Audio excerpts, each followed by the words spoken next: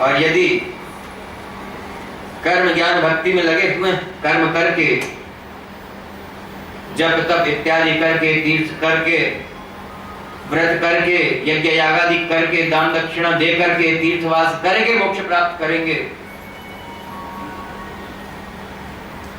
भगवान की शरणागत नहीं हुए, केवल भजन ही करते हैं, दासता नहीं है, केवल भजन ही करते हैं, तो जड़ भरत का प्रसंग कल सुन चुके हैं, याद है क्या हुआ? अंत समय में हिरण का स्मरण हो आया, तो हिरण क्यों नहीं में जाना पड़ा? तो कैसे होगा? ये तो इतना कठिन, कितना कठिन। मार्कंडेय ऋषि का प्रसंग इसीलिए बताया था, 1 लाख वर्ष तपस्या की, भगवान प्रकट हुए तो भगवान से मांगना चाहिए था मोक्ष प्रदान कर दीजिए, अपनी नित्य सेवा दे दीजिए। क्या मांगा? महाप्रलय देखने को मिल जाए, भगवान ने भी दे दिया। ठीक है, जैसी इच्छा हो आपकी, महाप्रलय देखिए क्या प्राप्त हो। ये तो वह वाली स्थिति है ना कि मोक्ष मालूम ही नहीं क्या है।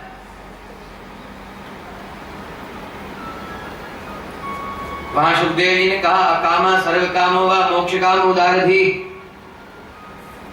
तीव्रेण भक्ति योगेन येत पुरुषम परम। तीव्र भक्ति योग हो तो केवल ऐसा भजन नहीं, शरणागति पूर्वक, दासता पूर्वक भगवान का दास बनकर के भगवान का भजन किया जाए, नाम संकीर्तन किया जाए, भगवान के नाम लिए जाए, दास होकर के। अभी बलि का प्रसंग आएगा, कहा त्रिलोकी दान करता हूं, त्रिलोकी का मालिक हूं, नरक में जाने की स्थिति बनी, भगवान ने वरुण पाश में बांध दिया, कहा नरक में जाओ। सुनिएगा ध्यान से, राजा नृग का प्रसंग 7वें दिवस में आएगा। इतना बड़ा दानी है, कहा पृथ्वी पर धूल के कणों की गिनती हो सकती है, लेकिन मेरे द्वारा दान की हुई गायों की गिनती नहीं हो सकती। एक गाय दान करने का फल मोक्ष लिखा है अल्पसार शास्त्र में, ध्यान देना। किसमें? अल्पसार शास्त्र में, जिसमें मोक्ष प्राप्त करने को तो कहा है, लेकिन मोक्ष प्राप्त करने के अनेकों उपाय बता दिए, इससे मोक्ष मिलेगा, इससे मोक्ष मिलेगा। लेकिन राजा नृग को भी नहीं मिला, गिरगिट की योनि में जाना पड़ा। जहां एक गाय दान करने का फल मोक्ष प्राप्ति है, इतनी गाय दान की, तो पहली बात तो ये संभव नहीं, संभव है पृथ्वी पर धूल के कणों की गिनती हो सकती है, मेरे द्वारा दान की हुई गायों की गिनती नहीं हो सकती, ये संभव है? इतनी गायें दान की जा सकती हैं एक जन्म में, 2 जन्म में, 10 जन्म में, इतनी गायें होंगी, जितने धूल के कण हैं इतनी गायें होंगी। इसको कहते हैं प्रशंसावाद, ये प्रशंसावाद है। अपनी प्रशंसा में बता दिए इतनी गायें दान की, लेकिन मिला क्या? गिरगिट की योनि। इन्हीं सब से सावधान होने की जरूरत है। तो अंतिम शर्त तो पूरी करनी पड़ेगी, इसलिए कहा कृष्ण तदीय पद पंकज बंजरांतम मत्यैव में विशतु मानस राजहंस। कल बताया था, याद होगा। अभी ही अपने चरणों में स्थान दीजिए। क्यों? प्राण प्रयाण समय कफवात वित्तैहि कंठावरोधन विधौ स्मरणम कुतस्ते। प्राण निकलने का जब समय आएगा, यह शरीर छूटेगा, उस समय आपका स्मरण कैसे होगा? जड़ भरत का नहीं हुआ, हिरण की योनि में जाना पड़ा, कितना कष्ट होगा। हिरण की योनि में कोई सुख है? वन में घूमता रहता, चलता रहता, भय भी लगा हुआ। कोई इससे बड़ा पशु है, पकड़ करके ले जाए, खा ले, मार डाले, तो ये मनुष्यों के साथ भी है। इन्हीं सब से तो छूटने की बात हो रही है। तो अनन्यता पूर्वक भगवान का दास बनना। शंकर जी के भी दास बने, ब्रह्मा जी के भी दास बने, देवी जी के भी दास बने, गणेश जी के भी दास बने, सबके दास बने। तो बात ये कह रहे थे कि भ्रम मत रखिएगा, शंका मत रखिएगा, क्योंकि एक बात सुनकर के उसी पे अटक गए, पूरी बात आगे की सुनी नहीं, तो फिर शंका मन में रह जाएगी, और शंका मन में रह गई तो फिर आधा ज्ञान कचरे के समान। आज कचरा ज्ञान बोलते हैं ना, आधा ज्ञान कचरे के समान, किसी काम का नहीं, फिर दुर्गति होगी। इसलिए पूरी बात को सुनिए, सब समझिए, और उसके बाद किसी स्थिति पे, किसी निर्णय पर पहुंचिए। अभी तक जितने भी प्रसंग कहे गए इनमें कहीं नहीं आया कि भगवान को छोड़ करके अन्य किसी की भक्ति की हो, अन्य किसी की सेवा की हो, अन्य किसी की दासता की हो। ये कहीं भी नहीं आया। ध्रुव का प्रसंग है तो, प्रहलाद का प्रसंग है तो, भगवान ने स्वयं कपिल देव रूप में अपनी माता देवहूति जी को उपदेश किया, उसमें भी कहीं नहीं आया। वहां क्या कहा? अनन्यता पूर्वक मेरी सेवा करे, अन्यथा पूर्वक मेरा दास बन करके रहे। ऐसा अन्य दास बनना है तब शरणागति भी कठिन मालूम होती। क्यों? कई लोग शंका व्यक्त किया करते हैं कि कहा सब देवी देवताओं को छोड़ करके, सारे धर्मों को छोड़ करके एकमात्र भगवान को भजो, तो ये क्या उन्हें देवी देवताओं का अनादर नहीं होगा, अपमान नहीं होगा? नहीं।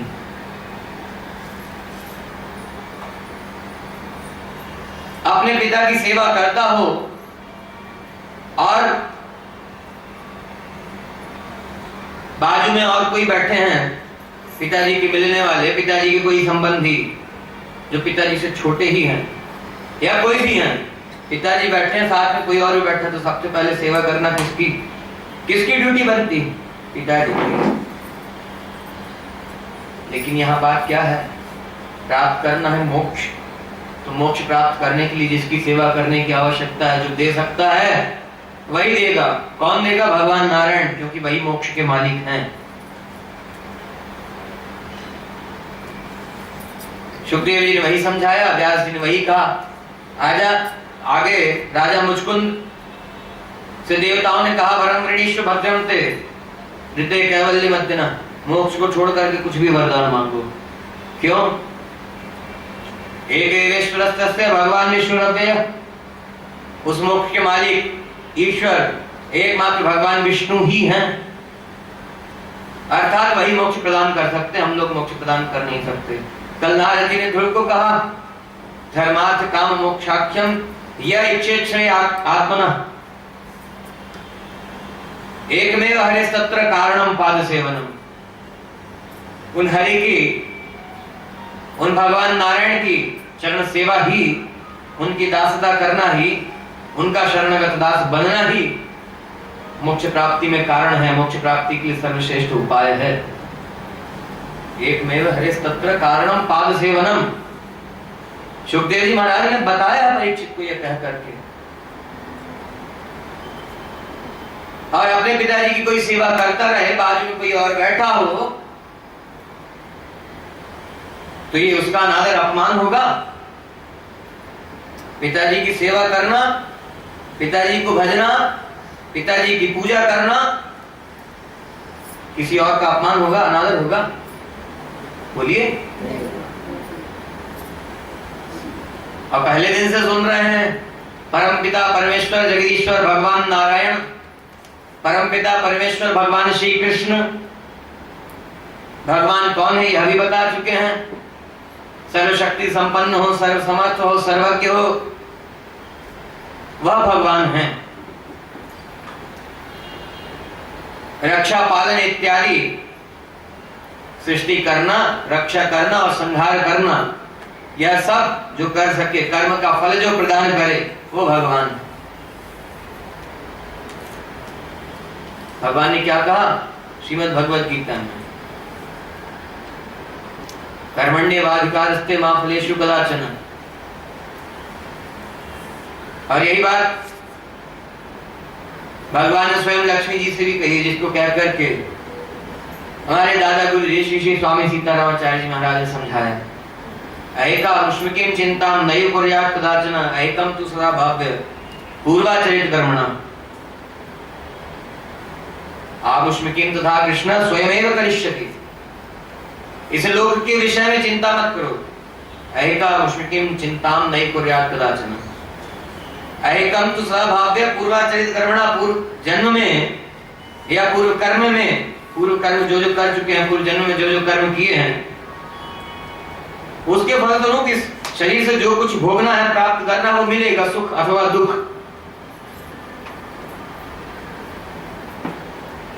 आमुष्मिकीं तथा कृष्ण स्वयमेव करिष्यति। परलोक की भी चिंता मत करो, इस लोक की चिंता भी मत करो। भगवान श्री कृष्ण की, भगवान श्रीपति श्रीमन नारायण की चरण शरण हो जाओ, यह सब चिंता करना भगवान का काम है। भगवान हर तरह से रक्षा करेंगे। इन दोनों लोगों की चिंता करना भगवान का काम है। वह सारा काम भगवान संभालेंगे। कहा ना भगवान ने, अनन्या चिंतयन्तो मां ये जना परिपासते तेषां नित्याभियुक्तानां योगक्षेमं वहाम्यहम्। इसका क्या अर्थ है? अनन्यता पूर्वक जो मेरा चिंतन करता है, जो मेरी सेवा करता है, जो मेरा अनन्य चरणाश्रित दास है, ये जना, जो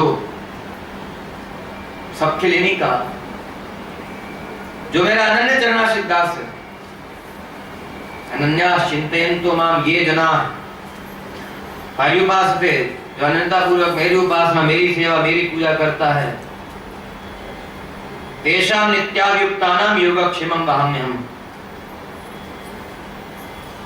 उसकी सदा ही योगक्षेम का वहन मैं करता हूं। योगक्षेम का अर्थ क्या है, कोई बताएंगे? योगक्षेम का अर्थ क्या है? सामान्य अर्थ में जीवन यापन को योगक्षेम कहते हैं। जीवन यापन किस तरह से हो रहा है? शास्त्र की भाषा में, साहित्यिक भाषा में पूछा जाता है, योगक्षेम ठीक तरह से चल तो रहा है? अर्थात जीवन ठीक तरह से चल तो रहा है, सब मंगल तो है, सब कुशलता तो है। योगक्षेम मतलब जीवन निर्वाह ठीक तरह से हो रहा है कि नहीं? योगक्षेम मतलब जीवन यापन होना। तो यह भी भगवान ही करते हैं, योगक्षेम भगवान वहन करते हैं, इस संसार का भी भगवान ही निभाते हैं। जरा विचार तो करें।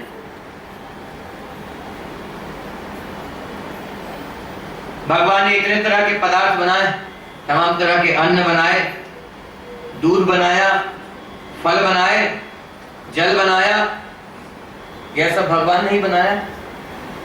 किसान खेती करता है, खेत को जोत करके उसमें बीज बोता है, उसमें पानी डालता है, खाद डालता है, तब वो फसल उग करके तैयार होती है और उससे अन्न प्राप्त होता है। ये तो बात ठीक है, लेकिन ये भूमि किसने बनाई?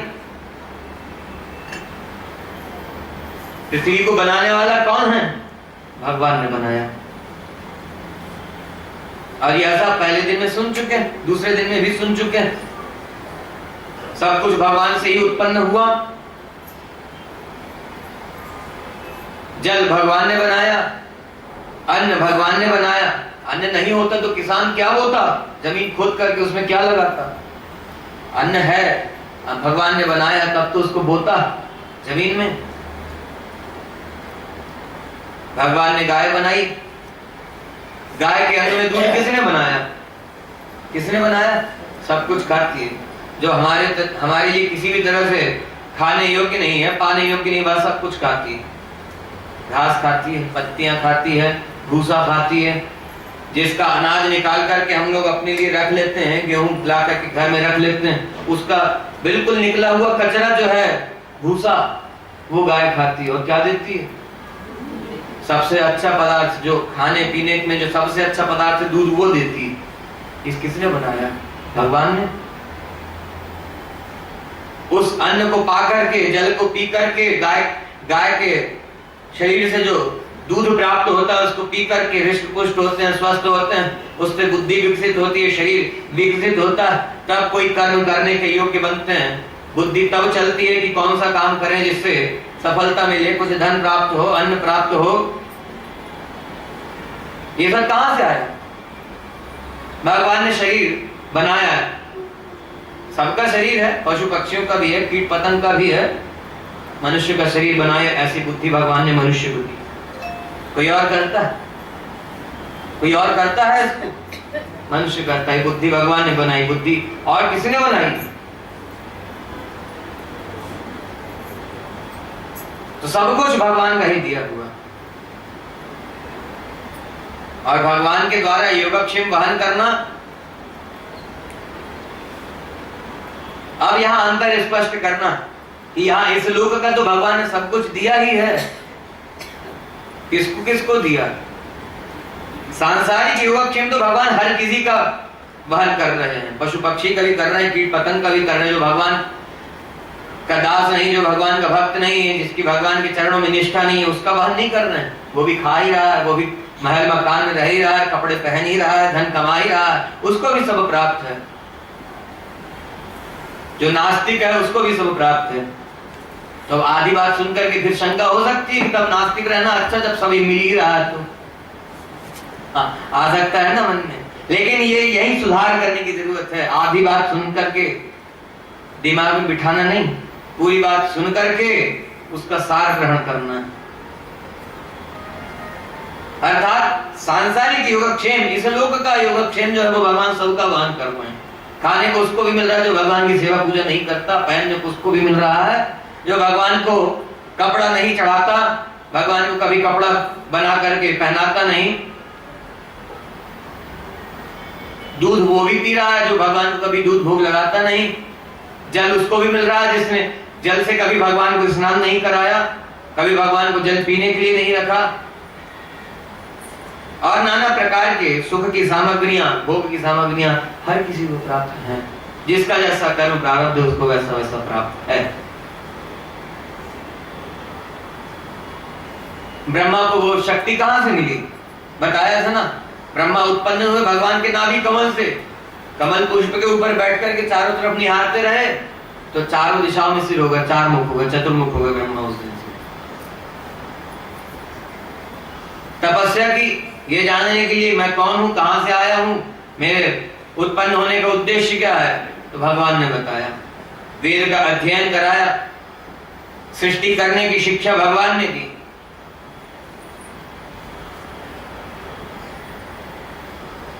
रुद्र ब्रह्मा से उत्पन्न हुए, तमाम सारे देवता ये भी भगवान के किसी किसी अंग से उत्पन्न हुए। तो सब कुछ भगवान वहन कर रहे। लेकिन यहाँ योगक्षेम का शास्त्रीय अर्थ कौन सा है, जो महात्माओं ने वर्णन किया है, जो सिद्धांत अनुरूप अर्थ है, वो योगक्षेम क्या है? योग मतलब भगवान को इस जीव का मिल जाना, भगवान को इस जीव का मिल जाना योग है। तो भगवान शब्द का अर्थ जो बताया था कि कुछ प्राप्त कराना और उसकी रक्षा करना, कर्म फल देना और उसकी रक्षा करना, ये भगवान जो ये काम करता है वो भगवान है। बताया था ना, याद है? वही बात यहां भी है। भगवान का और इस जीव का मिल जाना जो है वो योग है। क्षेम मतलब रक्षण, जो प्राप्त हुआ है उसकी रक्षा करना, ये क्षेम है। तो यह योगक्षेम कौन करता है? भगवान वहन करते हैं। योगक्षेम वहम में भगवान कहते हैं मैं वहन करता हूं। किसका? अनन्यता पूर्वक जो मेरा चिंतन करता है, जो अनन्य चरणाश्रित दास है मेरा, उसका योगक्षेम मैं वहन करता हूं। अर्थात उस जीव को मैं स्वयं कृपा करके अपनाता हूं, मैं स्वयं कृपा करके उस जीव को मिल जाता हूं और फिर मिलकर के कभी छूटता नहीं। यह जो कार्य करना है हे अर्जुन, यह सब मैं करता हूं। यही योगक्षेम का वहन है। और भगवान का मिल जाना क्या है? मोक्ष प्राप्त कर लेना। किसी ने कहा संसार से निवृत्ति हो जाना मोक्ष है, नहीं। निवृत्ति वो भगवान की कृपा से ही होती है। निवृत्ति कहाँ होती है? मोक्ष मिल गया, संसार से छूट गए तो निवृत्ति कहलाएगी। बाकी निवृत्ति किसी की नहीं। इतने बड़े बड़े तपस्वियों को निवृत्ति नहीं हुई। 1 लाख वर्ष की तपस्या करने वाले 100 ऋषि भी थे। क्या मांगा? भगवान से नहीं मांगा, राजा मानधाता से मांगा, विवाह करना है, कन्या दीजिए। 1 लाख वर्ष की तपस्या, क्या करना चाहिए था? ऐसा बुढ़ापे का शरीर है कि एक एक नस नाड़ी दिख रही है शरीर की, ऐसा सूखा हुआ बिल्कुल, शरीर में मांस है ही नहीं। एक एक नस दिख रही है, नाड़ियां दिख रही हैं, हड्डी हड्डी दिख रही है, पसलियां दिख रही हैं। 1 लाख वर्ष तपस्या करने के बाद मन में आया, मतलब वन में रह करके तपस्या की, त्रिकाल स्नान किया करते थे, संध्या वंदन किया करते थे और इस तरह से तप चलता रहता था। 1 लाख वर्ष तक तपस्या की। उसके बाद संन्यास आश्रम में रह करके मन कहां पहुंच गया? गृहस्थ आश्रम में। है कठिन, है ना? फिर कैसे मुक्ति होगी, मोक्ष कैसे प्राप्त होगा? अनन्यास चिंतयन्तो माम, अर्थात अनन्यता पूर्वक भगवान का दास बनना है, अनन्यता पूर्वक भगवान का चिंतन करना है, अनन्यता पूर्वक भगवान का सेवन करना है। और क्या कहा भगवान ने? अनन्य चेता सततम यो मां स्मरति नित्यशः, जो सदा ही अनन्यता पूर्वक मेरा स्मरण करता है। भगवान का स्मरण करना मतलब भगवान के स्वरूप का ध्यान करना, भगवान के गुणों का ध्यान करना, भगवान के वचनों का स्मरण करना। भगवान का वचन क्या है? मोक्ष प्राप्त करना है तो मेरी चरण शरण हो। और भगवान की बात को स्मरण कर लिया तो फिर आचरण वैसा होना चाहिए।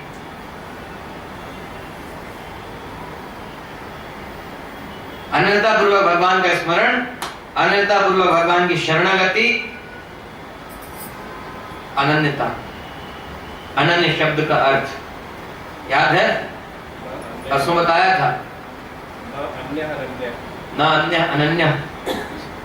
आप संस्कृत व्याकरण पढ़े हुए इसलिए बोल पा रहे हैं, बाकी सबको, लेकिन सरल शब्दों में यही अर्थ है उसका। ना अन्य, ना मतलब नहीं, अन्य मतलब और कोई, अन्य और कोई नहीं। अर्थात एकमात्र भगवान विष्णु, भगवान नारायण, एकमात्र, एकमेव हरे स्तत्र।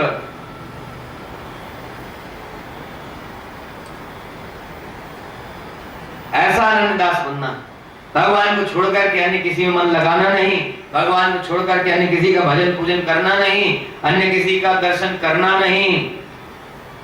अब दिमाग हिलेगा। श्रीमन नारायण भगवान की जय। मतलब ये कि यह बात सुनकर के थोड़ा अटपटा सा मालूम होता है कि अनंता पूर्वक भगवान का भजन करो, अर्थात सबको छोड़ दो। तो हम थोड़ी कह रहे हैं, भगवान ने स्वयं कहा सर्वधर्मान परित्यज्य अनन्यास चिंतयन्तो माम मन्मना भव मद्याजी माम नमस्कुरु। और कल कहा था ना, भगवान श्री रामचंद्र के चरित्र में थोड़ी सी विस्तार से चर्चा करेंगे, अभी आगे आएगा। अभी तो गजेंद्र का मोक्ष ही नहीं हुआ, आगे आएगा।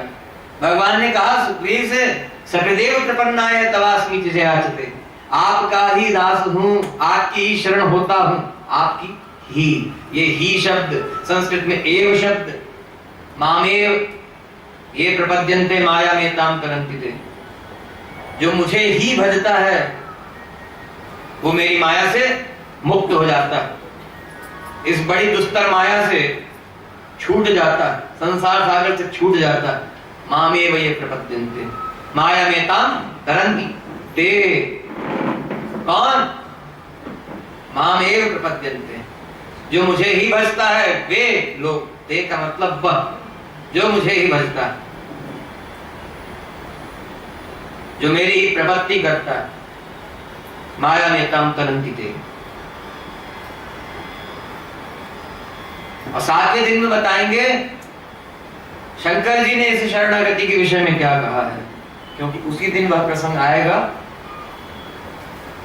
तो ऐसा नहीं है कि हम शंकर जी का विरोध करते हो या किसी अन्य देवी देवता का विरोध करते हो। इन्होंने स्वयं कहा है कि भाई जो मोक्ष प्राप्त करना चाहे वो भगवान नारायण को भजे। महाभारत में एक प्रसंग मिलता, कर्णघंटा नाम का एक दैत्य था। क्या नाम था? कर्णघंटा। क्यों? कानों में बड़े बड़े घंटे बांध रखे थे। दैत्य तो ठहरा, कोई छोटा मोटा हमारे जैसे शरीर थोड़ी था। कानों में बड़े बड़े घंटे बांध रखे थे। क्यों? शंकर जी का अनन्य भक्त था। अनन्य भक्त शंकर जी का था। शंकर जी के अलावा किसी का नाम सुनता तक नहीं था। कोई यदि कहीं भगवान विष्णु के, भगवान कृष्ण के स्थान के आगे से गुजरता तो सिर हिलाता हो जाता था। क्यों? घंटे बजते रहेंगे, कृष्ण का नाम, वासुदेव का नाम, विष्णु का नाम कान में पड़ेगा ही नहीं, इसलिए सिर हिलाते हुए जाता था।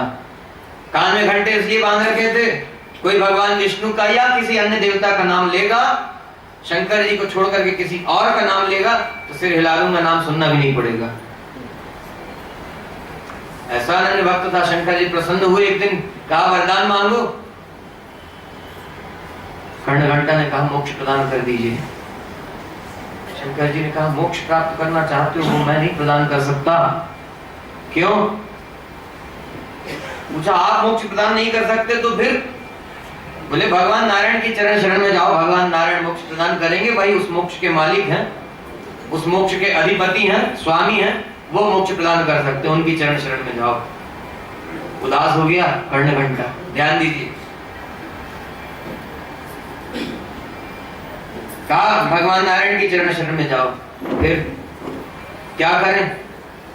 तो शंकर जी से पूछा कर्णघंटा ने, तो क्या मतलब इतना समय है जो आपके भजन पूजन में, आपकी सेवा में, आपकी तप में लगाया है, व्यर्थ हुआ? इतना जीवन व्यर्थ बीता? तो शंकर जी ने क्या उत्तर दिया?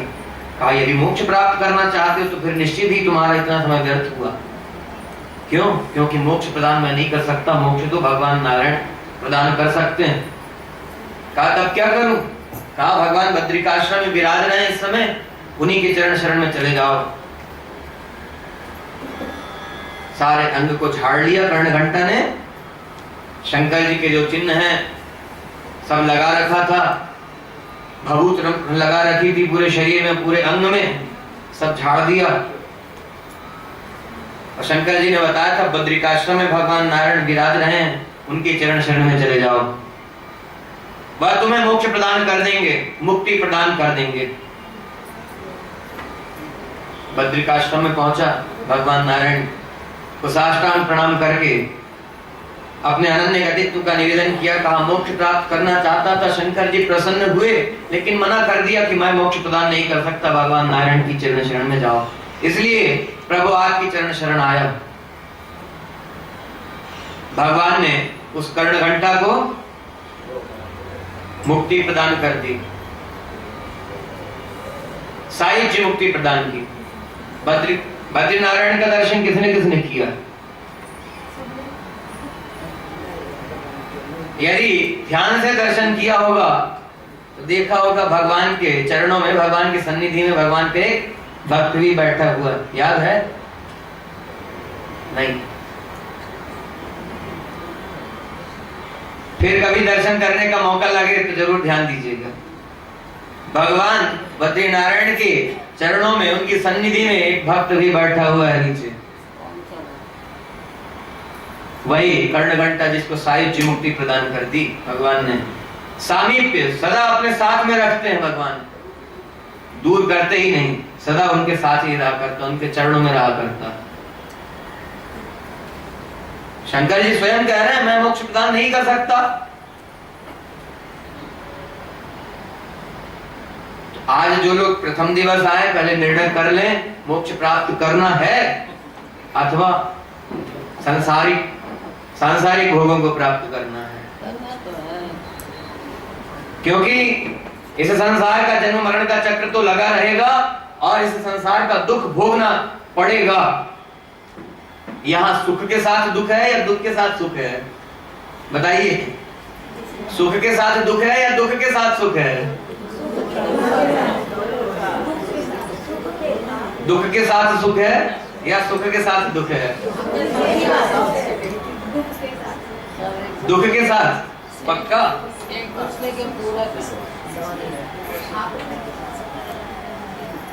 यदि उस तरह से विचार करेंगे, जो ज्यादा मिलता है उसके साथ थोड़ा सा कुछ मिले, दो चीज साथ मिले, एक कम मिले एक ज्यादा मिले, तो क्या कहते हैं? ज्यादा के साथ में जो थोड़ा सा मिला उसको कहते हैं ये मुफ्त में मिला, ये इसके साथ में मिला। मतलब